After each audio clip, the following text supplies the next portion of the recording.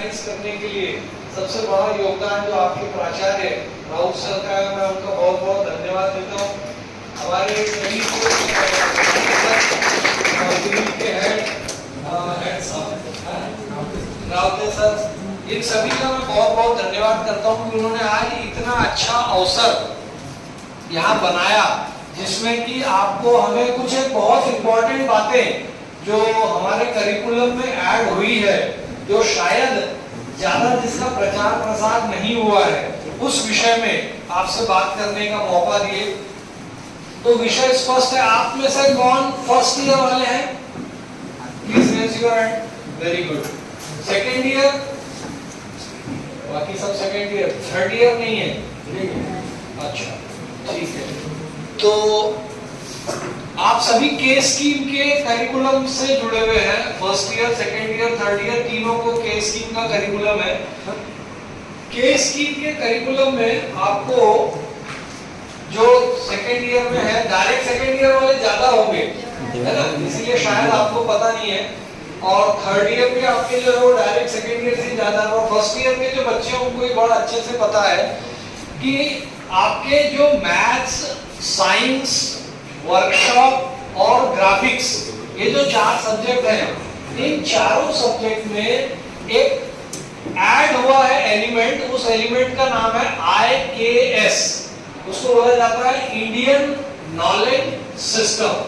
तो ये Indian knowledge system आपके सिलेबस में MSBT ने इंक्लूड किया है। कुछ लोगों को ऑक्टल भी पता होगा, कुछ लोगों को हेक्साडेसिमल भी पता होगा, लेकिन जो डेसिमल नंबर सिस्टम है वो भारत की मूल देन है। तो भारत ने ये 3000 साल पहले ही बता दिया था। तो इतना उन्नत हमारे पास में गणित था, इतना अच्छा विज्ञान था, इतने अच्छे हमारे इंस्ट्रूमेंट्स थे, एस्ट्रोनॉमी हमारा बहुत उन्नत था, जो हमारा खगोल शास्त्र बोलते हैं, और साथ में हमारा आर्किटेक्चर। तो आपके फर्स्ट ईयर में 4 टॉपिक्स ऐड किए गए हैं, मैथ्स, साइंस, ग्राफिक्स और वर्कशॉप टूल्स।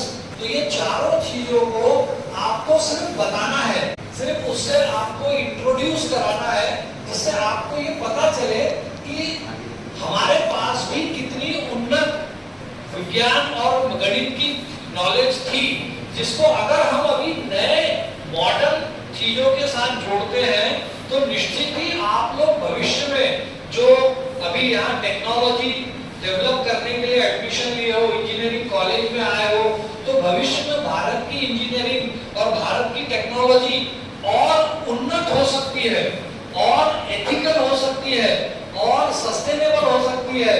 तो इसी बात को ध्यान में रखते हुए आपके सिलेबस में, इंजीनियरिंग के सिलेबस में ये ला दिया गया है, टेक्निकल एजुकेशन में ये आ चुका है।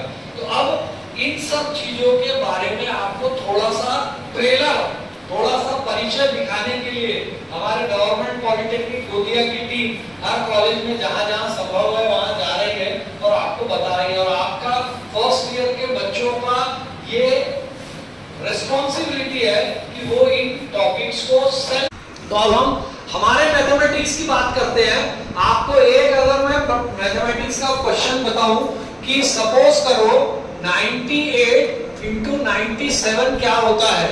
अगर मैंने आपको बोला 43258 मल्टीप्लाइड बाय 9999 क्या होता है, और ऐसा एक अगर चौथी के बच्चे को मैंने होमवर्क दिया 25 प्रोग्राम 25 प्रॉब्लम, तो वो ये 25 प्रॉब्लम सॉल्व करने में 2 घंटा लगाएगा, 4 घंटा लगाएगा, और 15 से 20 पेज खराब करेगा, और वो 4 घंटे की बिजली वेस्ट करेगा।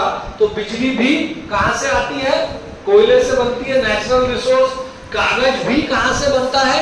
पेड़ काट के बनता है। तो एक चौथी के बच्चे के होमवर्क को कंप्लीट करने के लिए हम प्रकृति का कितना शोषण कर रहे हैं, हम उसका पेड़ काट रहे हैं, हम उसकी छाती खोद के कोयला, मट्टी, तेल, डीजल निकाल के बिजली बना रहे हैं, तब जाके एक चौथी का बच्चा 5 प्रॉब्लम सॉल्व करेगा।